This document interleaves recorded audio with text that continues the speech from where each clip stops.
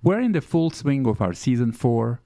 If you just found us, we have close to 40 episodes for you to explore. You don't need to listen to them in sequence. You can look them up and choose a la carte topics and issues that most interest you. I promise you will want to hear them all.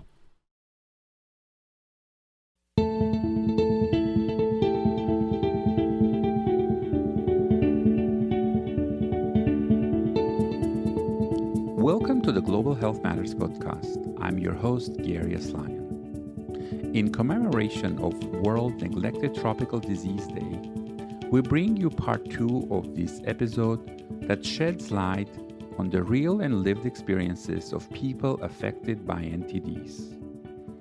We explore firsthand how disability influences and affects their lives. In this second installment, I have the pleasure of speaking with Dan Izzett.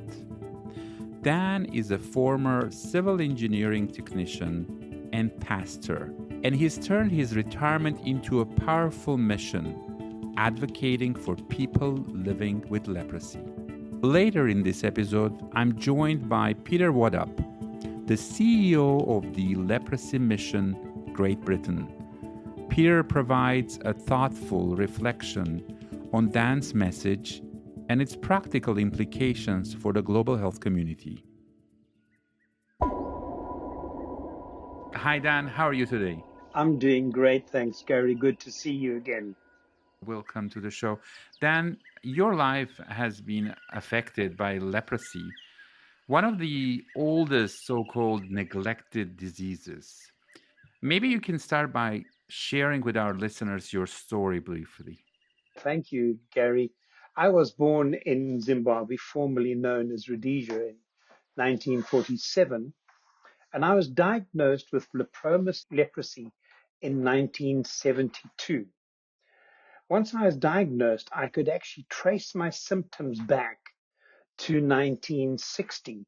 That was my first year at high school, was about the age of 13. Because of the incubation period for leprosy is about 7 years, some people even say a lot more, I assumed that I could have contracted the disease round about the age 5 or 6. What was happening is I was losing the feeling in my hands. I went to a technical school. We did woodwork and metalwork. And so I'd burn myself welding and get splinters in my hand and not feel it. But as a young boy, I just thought this happened to all young guys. You know, you got more hormones rushing around your body than white blood cells, I think. And sort of putting it together to this just happens to everybody. It's growing up pains. In 1967, I was called up to do military service, which was standard for us at that time. Our nation was in a civil war. And I went in for my normal GMO. And as I walked in, did my pirouette in front of the GMO naked, he looked at me and he said, "Hey, what are those brown patches on your backside?" I just replied to him. I said, "Sir, I've never seen them before."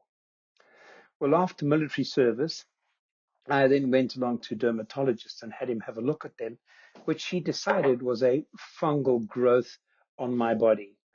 And so when I did the treatment, that was it. I never went back to him, just got involved with my work. I used to be civil engineering, constructions, earthfall dams.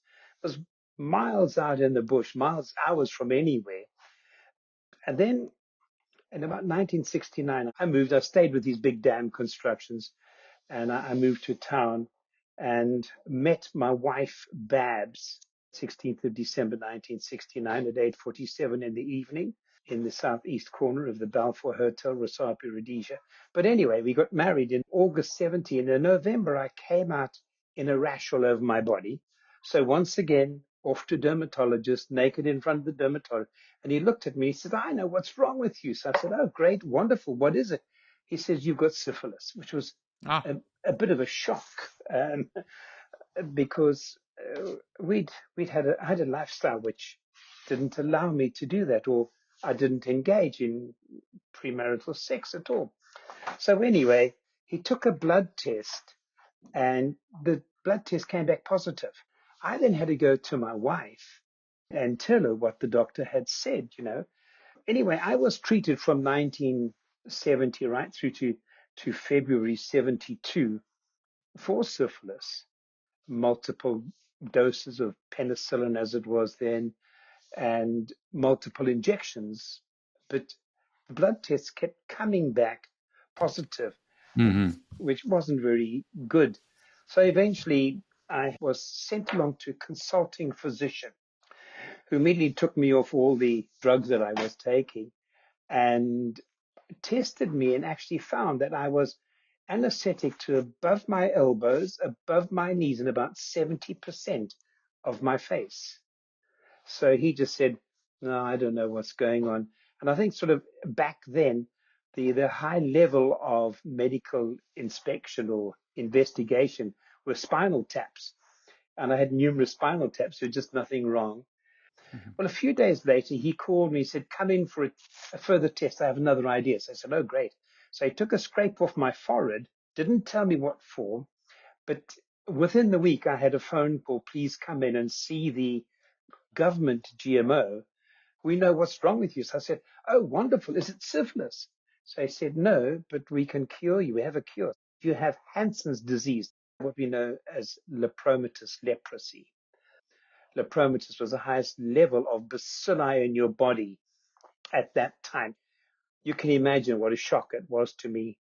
My life flashed in front of me in half a second, my future in the other half of the second. We discussed a drug regime and what the purpose of taking the drugs for. He opened up his big book and he says, we're also checking out on something else, which was a forerunner of what today is known as the multi-drug treatment. But high-level dosages, for example, I think today they take a drug, rifampicin, and it's 4 tablets in a month. I was taking 4 tablets a day. So it was just an overkill on it, but there was no regime at that time. Anyway, it had the desired effect in destroying the bacilli and reducing the bacilli count, which was what we were after. Went through with that, and everything was fine. And then in 1976, I burnt my feet. I stood in a basin of hot water because I had cracks in my feet and wanted to get rid of the cracks, which I did do. But when I got home that evening, I said to Babs, my feet feel funny, took my shoes off, and I literally boiled both my feet from the ankles down. Feeling boiling water with your hands, which are anesthetic, standing in boiling water with feet that are anesthetic, the end result is easy mathematics after that.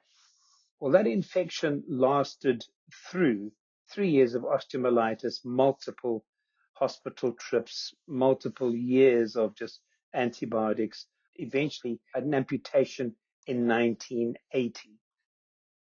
There's just another little sideline over here with Babs. 8 years into marriage, she's diagnosed with leprosy, so she must have contracted the disease prior to me even being diagnosed with leprosy. In 2012, I was diagnosed with a Charcot foot in my left foot. I was up for a second amputation. My physician back at home said no amputation. I said, what is the answer? Anyway, she said she'd saved thousands of Charcot feet with the system that she developed and put my leg in a plaster cast for 22 months and just loaded me with antibiotics. Well, I saved the leg. 22 months in the plaster cast, the bones were healed. I don't have a pretty foot, but I have a foot. And I think I've come to the conclusion, one foot's better than none. Well, a finger amputated in 2020 after burning my hand.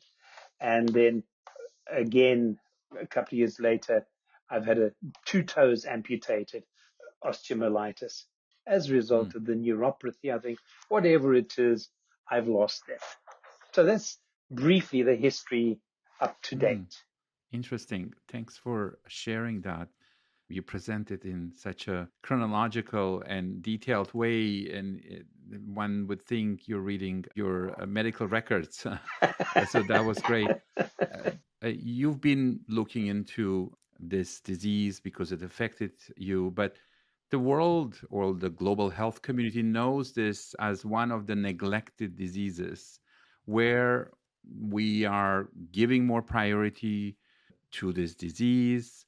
But we still have, I mean, after all, neglected diseases are still with us and affect billions of people and in everyday reality around in many countries. So, what does neglect mean for you and through the experience that you've just so nicely outlined?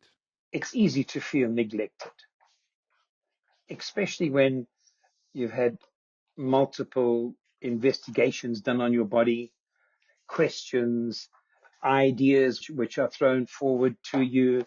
You go down the route, particularly, I always think of the first time when I was diagnosed with supposedly syphilis and multiple treatments and just positive and positive and positive for whatever reason. So it's easy to feel neglected or unrecognized. I think sometimes it's more unrecognized in your Uh-huh. life. I think there's in the disappointments in the treatment and the wrong diagnosis and having to start all over again. I don't know how many times I've told my story from the beginning for somebody to try and get some new insight into it. I would also say inexperience in the nature of diagnosing leprosy. It's not a common disease, particularly in Zimbabwe. It's a low endemic area.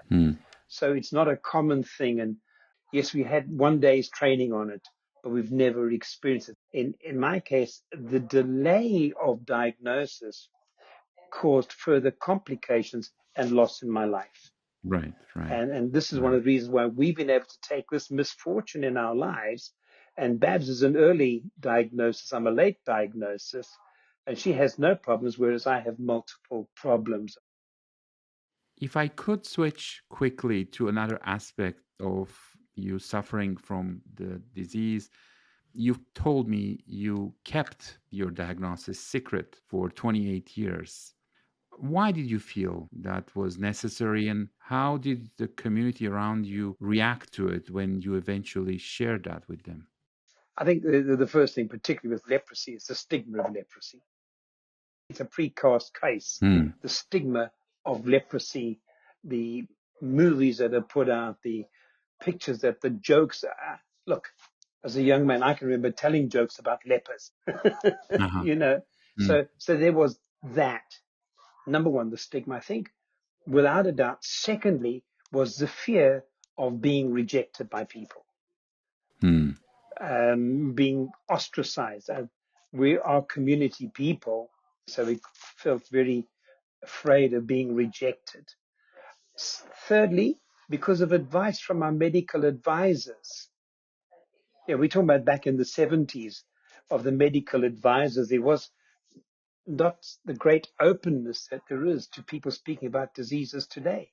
That's a very good thing that has developed through the time. But for us, it was, no, keep it to yourselves, the more you can do. So it was only on a really need to know. Well, eventually we shared our story in the year 2000. Fear of rejection was erased when we took control of our lives and gave our testimony. It took us months to decide to give our testimony, to tell our story. We had to straighten up our shoulders, raise our heads and look above what the crowd might think, to move ahead. And well, for us, it was breaking new ground in our lives. You know, fear causes a person to be robbed of dignity, being robbed of self-worth. It actually, fear manipulates a person without you even understanding. In fact, stigma, which is real, there's real stigma and there's imagined stigma. Whatever it is, it traps a person, almost leaves you emotionally paralyzed at times. These imaginary or real boundaries are built around you. The imaginary one for us was that our community would reject us.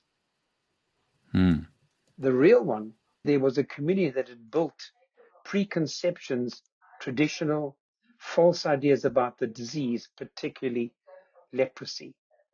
So the rejection that came about when we shared our story was totally nullified because we shared our story and a lot of people came. We were ministers in a church. People drove 2 hours to hear Dan and Babs's testimony. They had no idea what it was. And at the end, everybody came. We wept. We hugged each other. They kissed us. And they said, "Why didn't you tell us?" We had one word. We were afraid. We never experienced rejection by anybody. Interesting.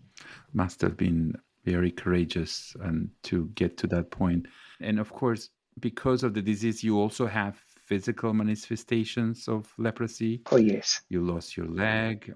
I wonder if you think people around you label you with the word of disabled, and what part of that is part of your identity, or how do you perceive that? Is that how people would call you? In my case, I have no problem with being called disabled Mm-hmm. because technically that is what I am. Right. And I think with self-acceptance, self-proclamation, self-declaration, it doesn't matter anymore that I'm disabled because that's what I am.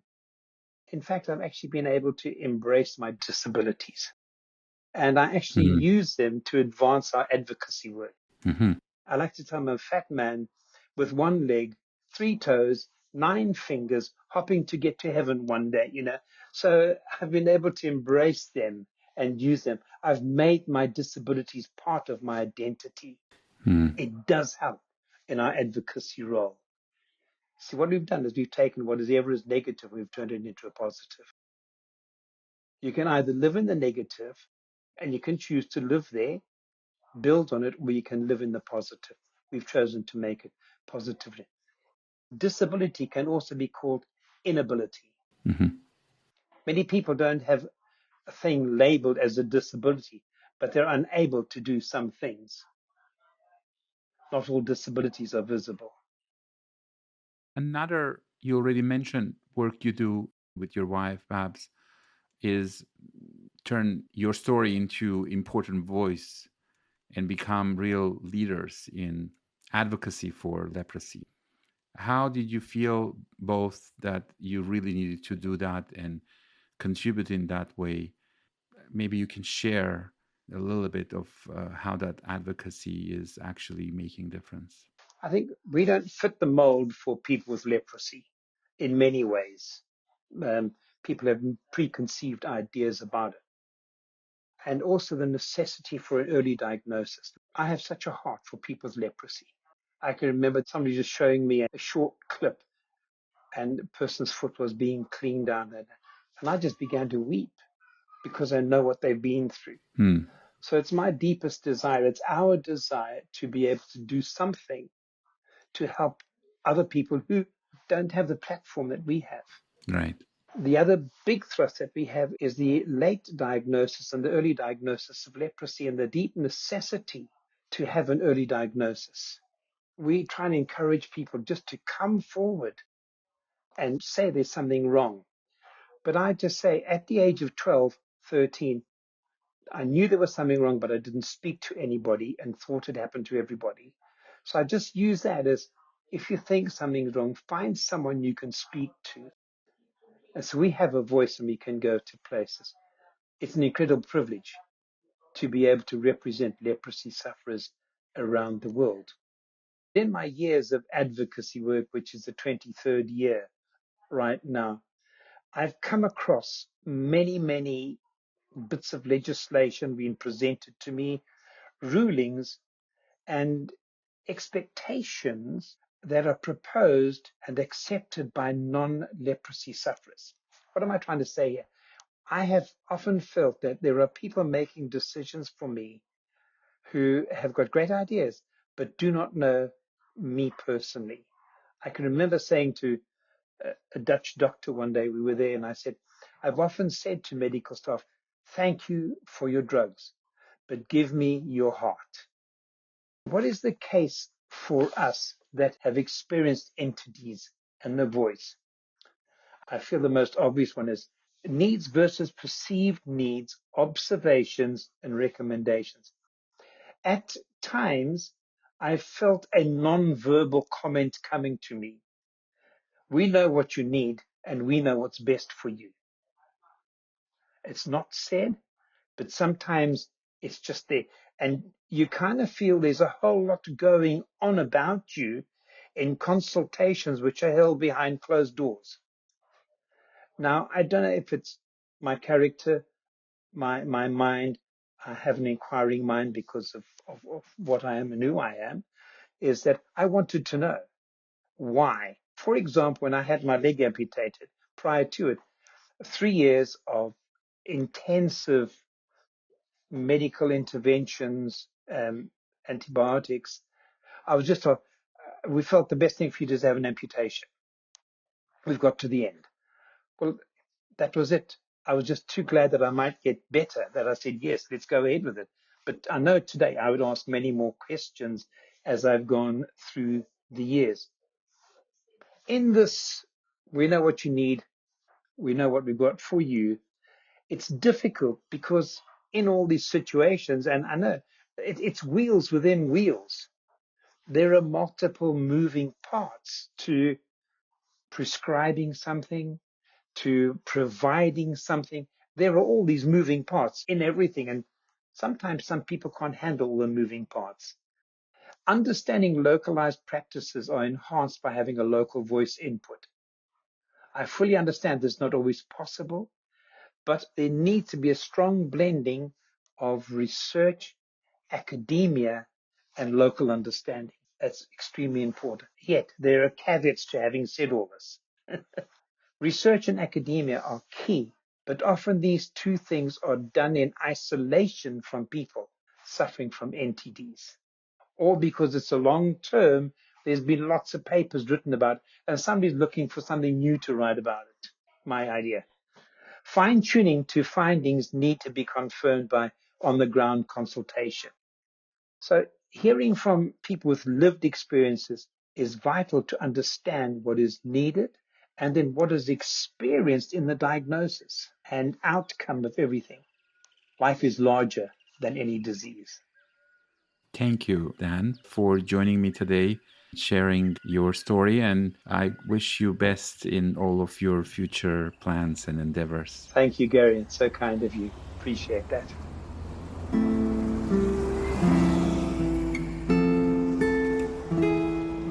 Next, I've invited Peter Waddup, CEO of the Leprosy Mission Great Britain, to join me in reflecting on Dan's insights. Drawing on nearly 2 decades of experience working alongside people affected by leprosy, Peter offers a unique perspective on the challenges and opportunities in this field. Hi, Peter. Hi, Garry. I understand you listened to our conversation. What are your thoughts or reflections on that? I know Dan well, and my first thoughts are what a remarkable man Dan is, having been able to rise above all that he has experienced in his life, because I've met many people in Dan's position, suffering from leprosy, suffering from NTDs, that are literally beaten, scared to interact. It's great that Dan is prepared to share his story, that he's prepared to be so brave about something that, in the past has brought discrimination into his life. So it's always humbling to hear him speak. Yeah, it's so important to have people with lived experience sharing those stories. I'm sure in your advocacy work as well, this also is extremely good example. Do you feel that there are certain aspects that we in global health need to do more when it comes to sharing stories from people who actually are living with this terrible conditions? I really do, and I have to say that we have to look at ourselves. We, the charity that I represent, is the Leprosy Mission. Yeah. And we've got this wrong in the past. I'm pleased to say that we have just developed a new 5-year strategy, which is being launched next year, and we've got 4 specific task force, and I have been invited to be part of the task force with, and I'll read this, that is intending to partner with, support and connect organisations of persons affected by leprosy to achieve greater inclusion and the reduction of discrimination. Anyone that has not experienced leprosy cannot understand the depth of the stigma that is involved. And the only way we can get that across to each other, even to national governments, is for the very people that have experienced it, that have suffered those horrors in their life, to be prepared to speak up. Let's make the most of every opportunity we have to hear, not from the so-called experts, and I could be included as one of those, working for the Leprosy Mission in the UK, but in fact the people that are the real experts, the people that have suffered, the people that have cried because of loneliness, the people whose lives have been devastated just by a simple sentence from a doctor to say, you have leprosy. I wanted to also tell you that when we started doing the episode, we thought we're going to focus on a neglected tropical disease, but then clearly it evolved into the disabilities that people live with while having an NTD. You've touched on a really important point there. Discrimination and disability go hand in hand, because for many people with neglected tropical diseases, it's not the disease initially that's the problem. Most of them, if diagnosed early, they can get the pills or whatever it takes to clear up that disease, but the discrimination stops them coming forward and acknowledging it. In fact, they will hide those early signs. And the sad thing about that is that's when the disabilities start to occur. They don't occur on day one. They can be years down the line. But because of that discrimination, they won't come forward. So it's so important that people like Dan are prepared to speak up. Dan has travelled the world and spoken to people about his experience. Mm-hmm. I wonder how many people, as a result of just Dan's ministry, have sought treatment and maybe don't even realise the difference in their lives now, living without a disability rather than living with a disability. Mm-hmm. That was quite inspirational, I agree. Any other reflections you had, Peter? And Dan is a really special man, but when you dig down into some of the words that he shared, and I wrote some of them down at the time, fear of rejection was erased after I shared my testimony. That's a quote from Dan. Mm-hmm. And then he said, you have to ignore what people really think. Well, that's not saying that there's no discrimination if you're saying you have to ignore what people really think. He also remembers even himself singing songs about lepers. We don't use that word, but Dan remembers before he was diagnosed that it was an insult to refer to someone in that way. And he said he kept it a secret for 28 years because of the fear of being rejected. Now, that is not the words of a man that hasn't suffered discrimination. That is actually the words of a very brave man that has overcome it, but it's taken him decades to achieve that. Well done for managing to achieve that, where others have been beaten by the fellow man and the insults that come their way. But even when people are brave and say, I don't feel discriminated against now, they may be hiding years of hurt, and we mustn't forget that it's taken decades to get to that point, feeling that they have an identity. Peter, many of our listeners are people who work in global health. So any thoughts on action that they can take to reduce stigma and increase inclusion of people, both living with disabilities or NTDs? Very much so, because one of the problems that we find is, and Dan did touch on this, misdiagnosis. Very often they will seek help from many, many different quarters, and often it's from trained health professionals who don't recognize the early signs of these diseases. So I think it's really important that NTDs, when you bring all of those diseases together, it affects certainly more than 1 million, many more than 1 million people, and millions of people that are seeking a diagnosis in the next year will go and seek a health professional and are misdiagnosed. Then we've got a big problem, because if you can solve the problem at that point, even in terms of cost, if you bring it down to cost, just a course of multi-drug therapy for leprosy and similar treatment for other NTDs, but if you allow it to develop into a lifetime of disability, then it's going to cost health services globally an absolute fortune. So it's really important that NTDs are an important part of health training in the early stage of careers, particularly for doctors and for those working in areas where NTDs are thriving. This was great. Thanks for your reflections, Peter, and thank you for all the work that you're doing. Thank you, Gary, for the opportunity. I hope that you, our listeners, found the conversations of this two-part episode as insightful and inspirational as I did. If you haven't yet had a chance to listen to part 1 featuring Mulikat Okonlavo and Claire Gintet, I highly encourage you to do so. It's not to be missed. Both Dan and Molekat discovered a newfound ability in their disability, and they are using this to ease the fear, pain, and stigma of others with similar neglected tropical diseases. As we commemorate World NTD Day, may their journeys remind us all of the immense value, wisdom, and insight that people with lived experience bring to the fight against NTDs. I'd like to leave you with a poem written by Dan.